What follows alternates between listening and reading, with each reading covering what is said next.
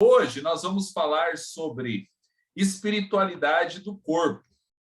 E a nossa aula vai ser embasada no livro do mesmo nome, do Alexander Lowen, que é o teórico da bioenergética.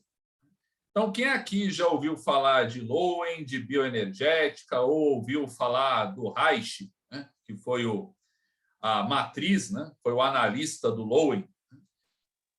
O Reich já ouvi.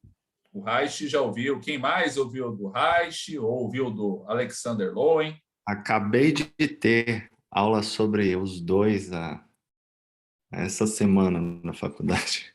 Oh, maravilha! Quem falou aqui comigo? O José Maria Cavalcante. O que você gostaria de trazer, José Maria? Vamos introduzir a partir das suas memórias. Foi o Alex que falou, não foi? Foi o Alex? Foi Alex, professor. Alex Carnier. Opa! Traz aí em 1 minuto o que você processou de Reich. O Reich foi o primeiro que aplicou a psicanálise ao corpo, né? Ao corpo humano, fez uma interpretação psicossomática aí da teoria do Freud,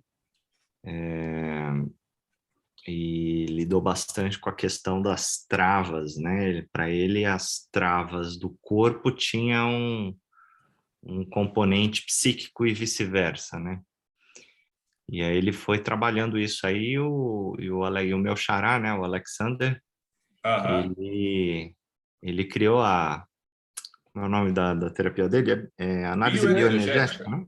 Isso, análise bioenergética. É bem interessante. Opa! O Bertone está mostrando. Bom aí, Bertone. Não li ainda. Ótimo. Eu me deparei com o Lowen no ano de 2012, numa biblioteca pública.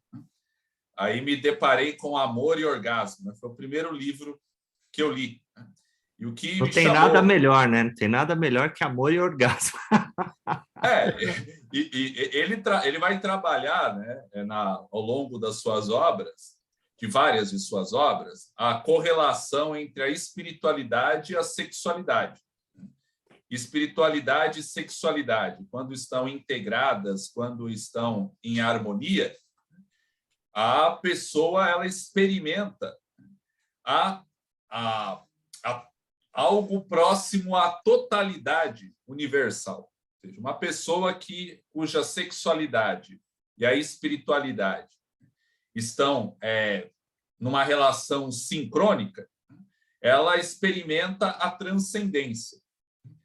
Ela experimenta o quê? Aquilo que a gente poderia chamar de uma evolução progressiva do espírito. Uma evolução progressiva do espírito não significa a dissociação do corpo, mas significa a integração da alma e do corpo numa atitude positiva, ou seja, numa atitude de expansão, numa atitude de avanço, numa atitude de integração, aquilo aqui que a gente poderia fazer um paralelo com a teoria junguiana, né?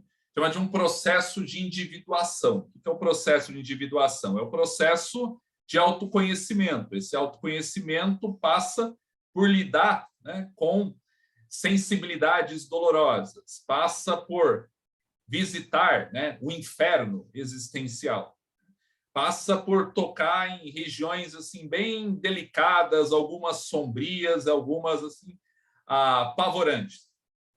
Isso passa também por um novo despertar da consciência do corpo.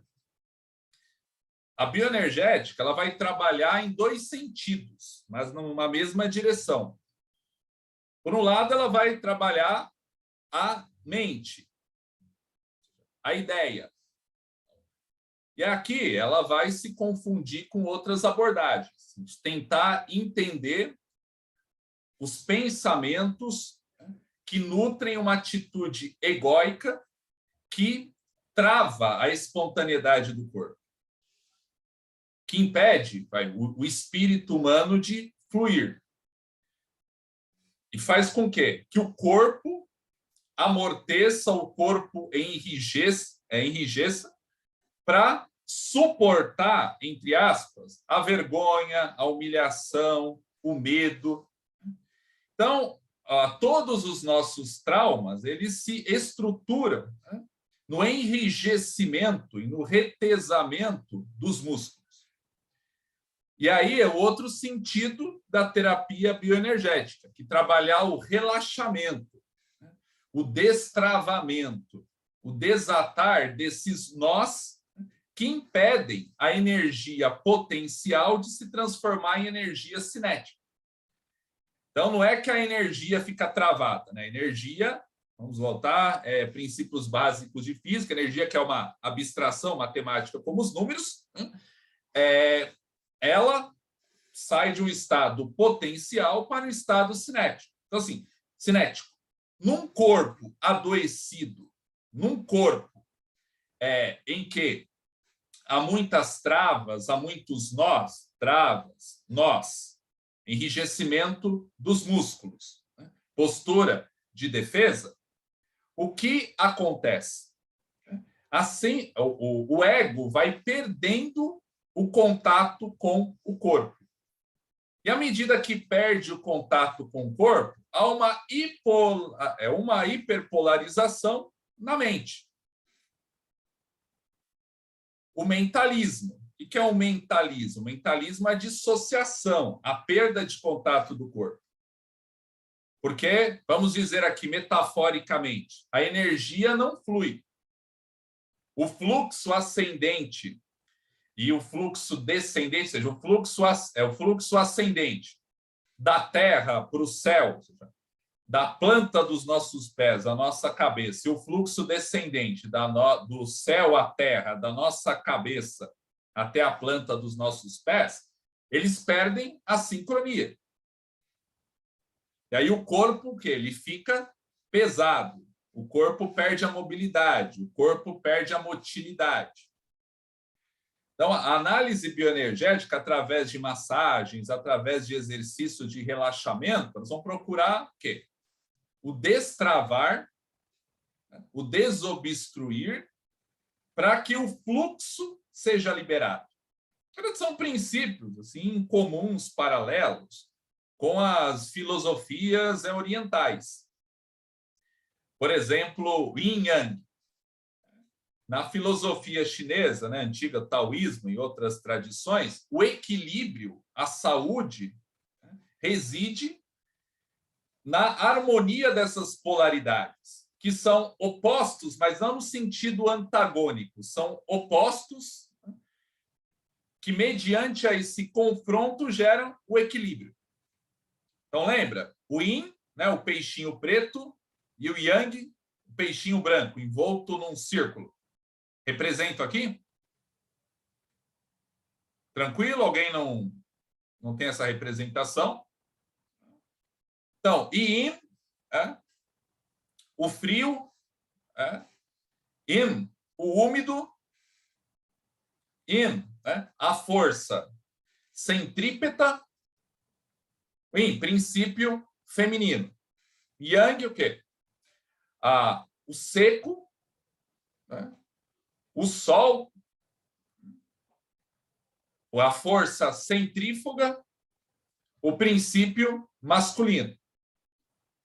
Então, nessa filosofia, mais uma vez, o equilíbrio, a saúde, a conexão do sujeito com o ambiente depende desse equilíbrio. Então, quando há um desequilíbrio, vamos trazendo aqui novamente para o indivíduo, o que acontece? Há um desarranjo, há uma dissociação, há uma perturbação. E se traduz no corpo através desse enrijecimento. Através, assim, da perda de contato com a sensibilidade. Diga, Alex. Esse princípio é semelhante ao princípio da neurose.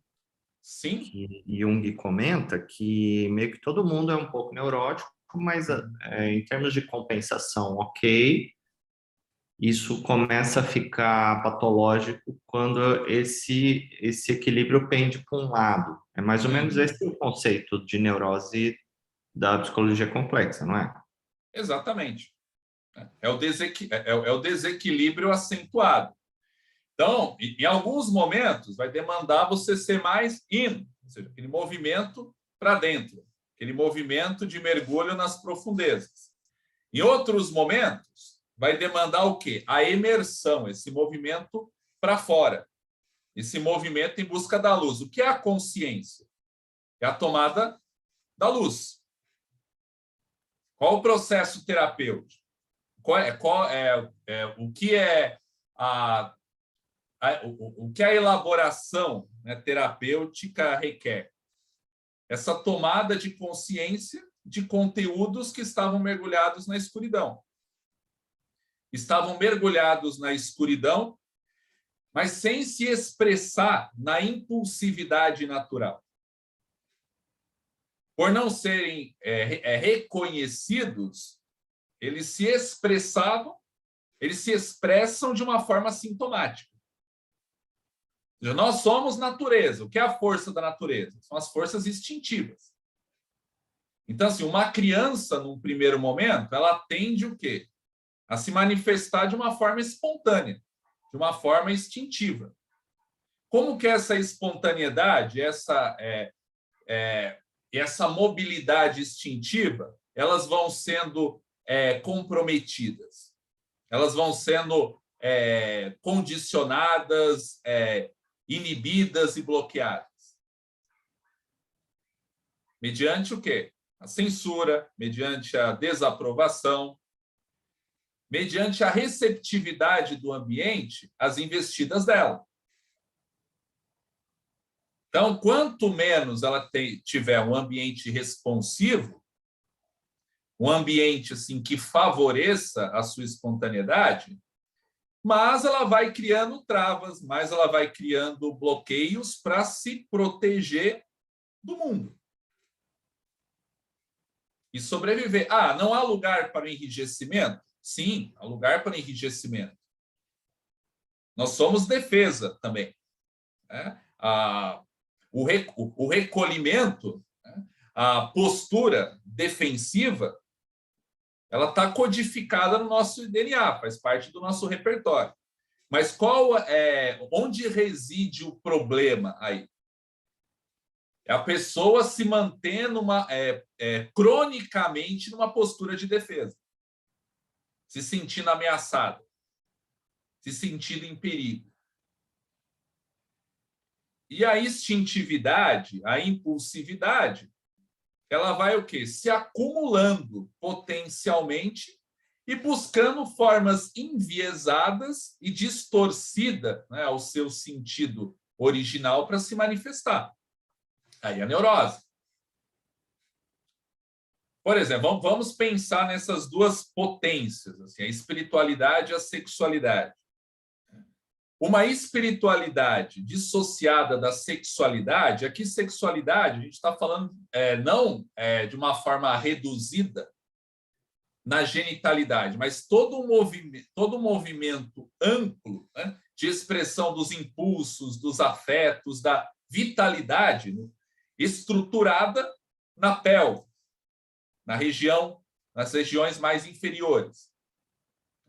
Gera o quê? Como essa sexualidade ela pode se manifestar sintomaticamente na espiritualidade? Por exemplo, com a neurose, tipo, excesso de práticas religiosas, talvez? Por exemplo, um fervor inflacionado, um fervor inflado por uma impulsividade de natureza sexual que não está encontrando espaço, que não está encontrando formas de canalização. E aí, novamente, saindo daquele simplismo, né? Não é, então a pessoa faz pouco sexo, então ela para compensar, ela precisa tonificar sua devoção. Não se trata disso. Porque uma sexualidade desconectada da espiritualidade é uma sexualidade que mergulha na promiscuidade, porque é uma sexualidade que busca sempre sensações, busca sempre excitações, né, que não satisfazem à medida que não há um movimento de subjetivação. Qual seria o movimento de subjetivação da sexualidade? A conexão com o outro? A conexão com o outro, a conexão consigo. São duas coisas inseparáveis.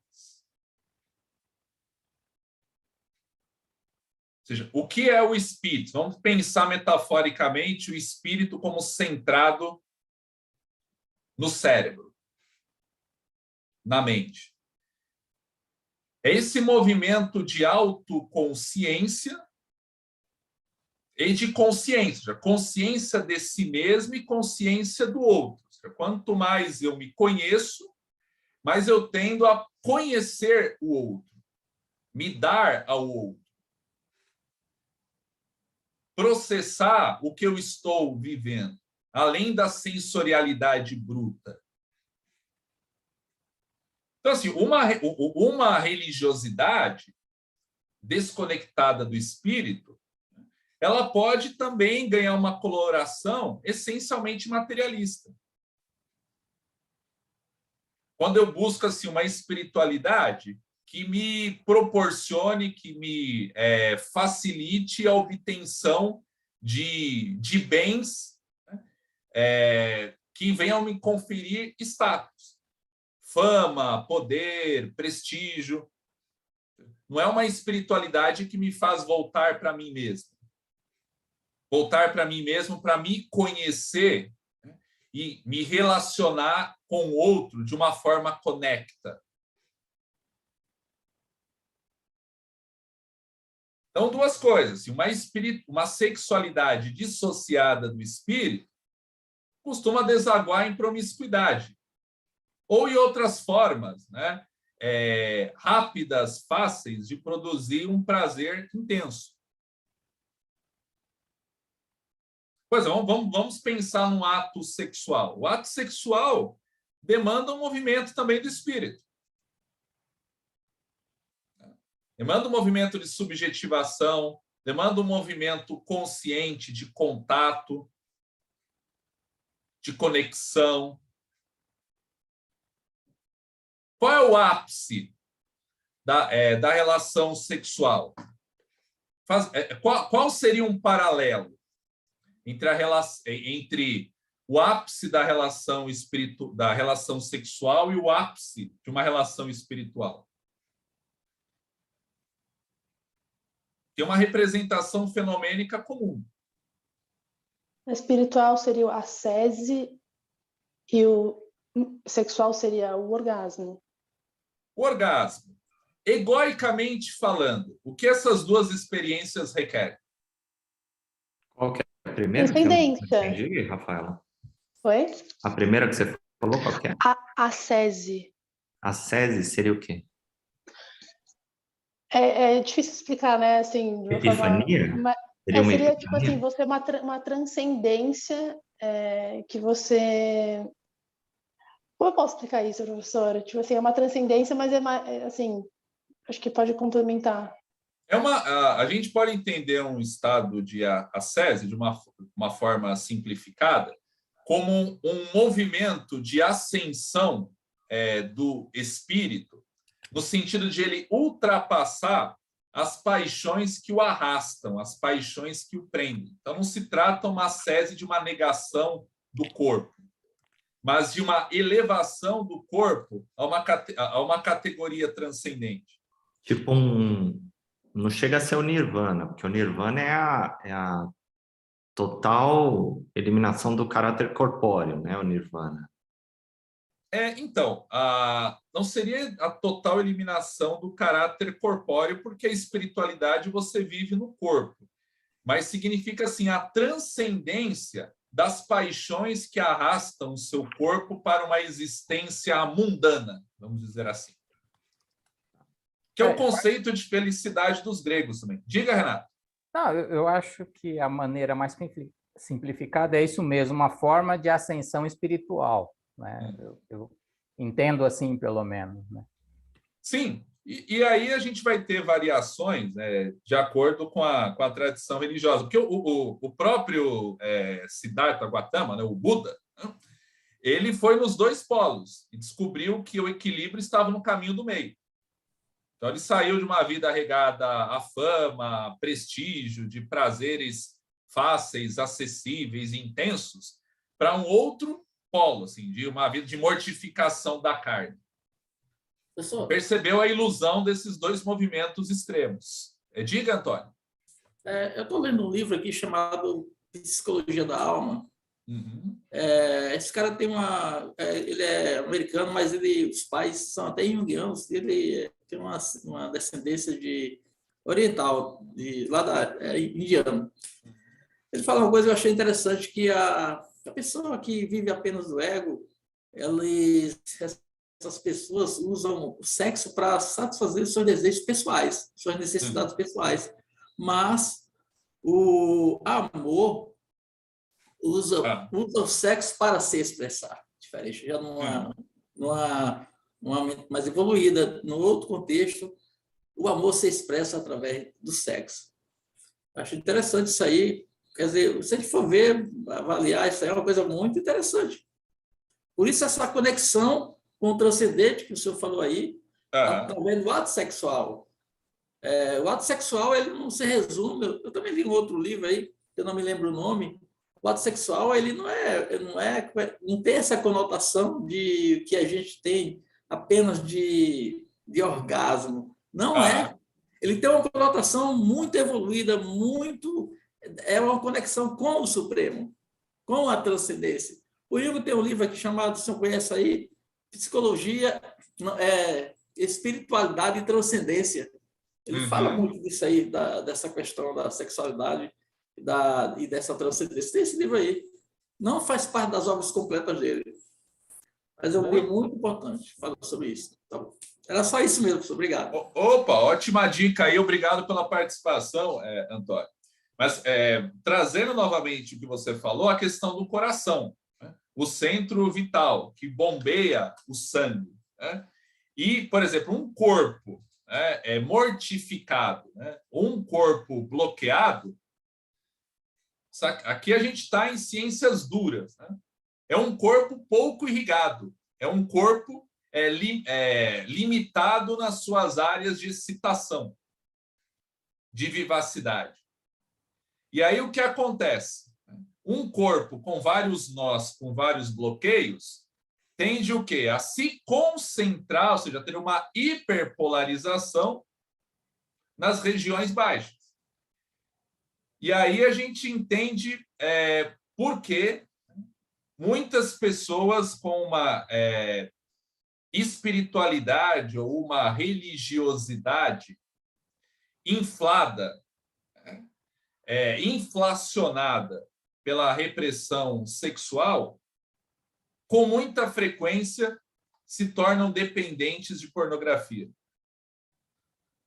ou outras formas de escoamento, de liberação de tensão. Porque não há contato com do primitivo. Oi? Desculpa.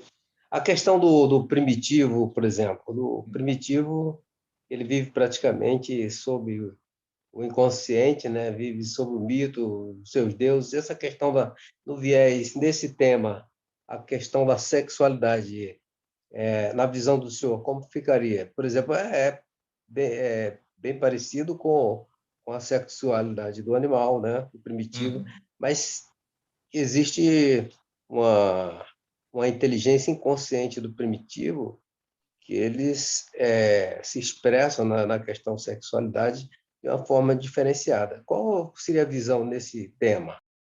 Bom, a sexualidade, ela é instintiva, né? A sexualidade, ela é inerente à existência humana.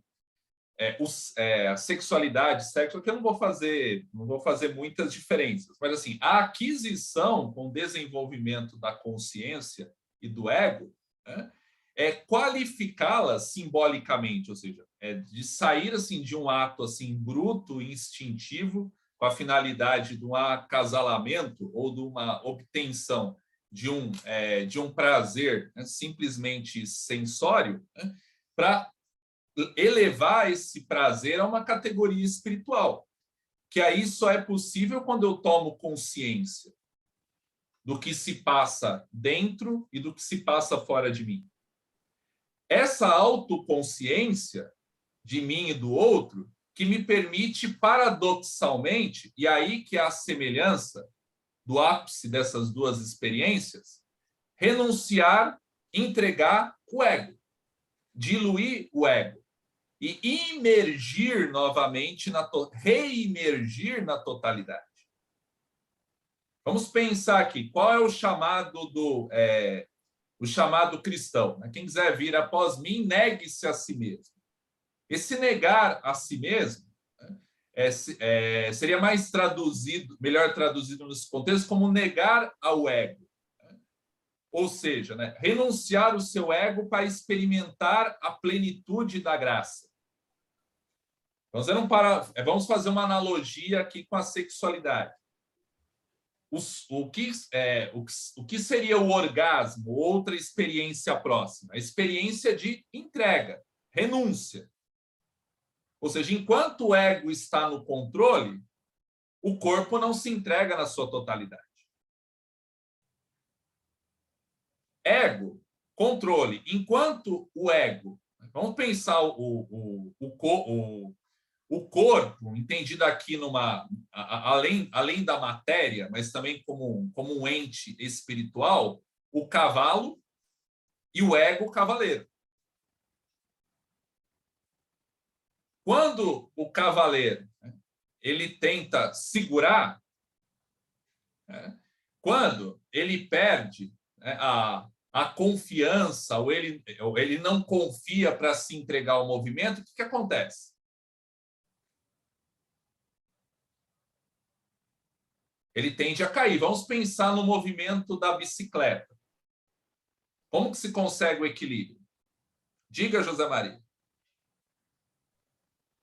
Professor, essa colocação do senhor parece uma colocação de Platão, quando ele diz que o homem, ele compara o homem a uma grande carruagem, né? Uhum. E a carruagem é puxada por diversos cavalos, e esses cavalos eles representam as emoções, e cada emoção tem cada cavalo, cada emoção tem seu papel, sua função, e o cocheiro, né, o moço que está levando a carruagem, ele é ali o pensamento, ele é a vontade, ele que vai orientar, buscando os seus desejos.